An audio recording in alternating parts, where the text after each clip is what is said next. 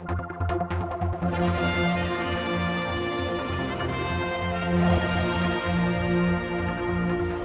down at the Green Centre and Craig Bennett is on the Isle of Man, Friends of the Earth, and doing a lecture tonight up at Nobles Hospital at the Lecture Theatre, Kildare. You're all over the press actually at the minute. There's a great interest in your visit here. Have you had much chance yet to get up to speed on the Isle of Man and what it's doing to be more green? At the moment I've been here less than 24 hours, but it's been a pretty packed 24 hours and it's fantastic to be here, come to the island and hear what's going on. I had a good tour yesterday with some people from Friends of the Earth, Isle of Man, that really helped out and helped me understand some of the issues here. Met with the Minister last night and also spoken to various other experts. So it's really interesting to hear about the issues that the island is facing and trying to deal with. So what are you coming here to do? I mean, you obviously got this lecture tonight, but I mean, what is your point? Well, I think perhaps one of the most important things we can do is try and tell the story about the issues that the Isle of Man is facing into that bigger context. I mean, the lecture I'll be giving tonight is really looking at climate change and asking the question whether extreme weather is it the new normal or not.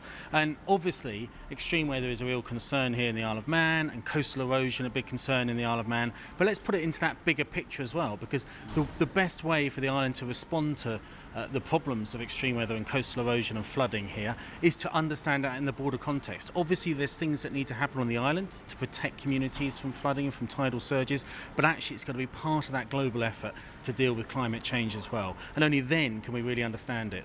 I mean, the Isle of Man set targets and then they gave up on those targets.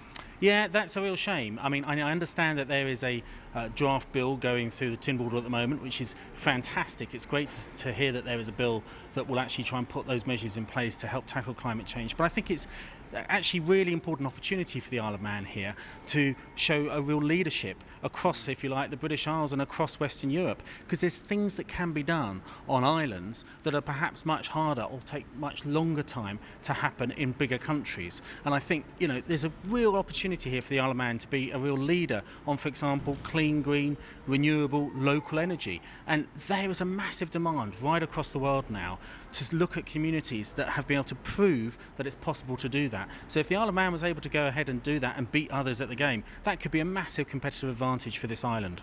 Well, they talk the talk, but do they walk the walk? Well, I think we need to see a lot more progress. I mean, I know that a lot of the campaigners at Isle of Man Friends of the Earth are frustrated that there hasn't been the progress that there should be on a number of issues here. And actually, we're not seeing anything like, you know, the uptake of renewables, that renewable electricity that we should see here on the island as well. I mean, for me, the big one is around marine renewables. We know that the UK and Ireland are both desperate to really scale up their uptake of marine renewables. So actually the Isle of Man is in a brilliant opportunity here to try and secure energy from the waves and from tides, and then export that expertise and that technology to both the UK and Ireland. And it could be something that the Isle of Man becomes really well known for, and that will put it in a perfect place for the 21st century. Were you surprised to find out, for instance, like solar panels, how there's a tax, the MEA actually charges people to generate, there's an actual tax on that, although they do rebate a lot of it, but it's still a tax. Are you surprised at that? I'm very surprised at that, because again, I think, you know, if we can't get micro generation for electricity right on an island, we're not going to get it right anywhere. And I think it does also show this problem, what sort of policy wonks call lock-in, which is that you can build infrastructure that locks you into a high carbon future. I understand there was this big investment here in the gas-fired power station, and I can understand why the island needed a gas-fired power station, but I understand it was ending up being far more one of the more expensive options, and now that is actually used as a reason why they don't want other forms of electricity generation on the island, like from solar panels or from wind farms or whatever. That is really quite bizarre, because it's very dangerous for any community to be dependent on just one source of electricity. So I think the island needs to diversify its electricity production, and renewables seems to be a way forward, and I think there's a good argument for the MEA to think carefully about how it incentivises people to be able to do that. Finally, wind farms. Are you for or against them being on land, you know, visual impact and that sort of thing? Do you have an actual policy? Yeah, we're very much for wind farms. I mean, obviously, you know, there might be questions raised about siting them in the most sensitive places, but I think we've got to get real about this. You know, we don't really live in a completely natural landscape. If you look at the Isle of Man, you can see right across it, you can see the impact of humans on the island, and it's an absolutely stunningly beautiful island, but what we see there is the impact of humans. That has changed over time. You know, it's really interesting that when tourists come to this island, they will often and visit the buildings, the infrastructure that were built by people centuries ago. And I think the real question is wind farms, wind turbines, that is a real symbol. Those are a real symbol of how humanity is starting to live within environmental limits and to be able to tackle climate change. And is the Isle of Man going to be part of that? We're always saying the same thing. You wouldn't want it in your backyard, presumably. That's the thing.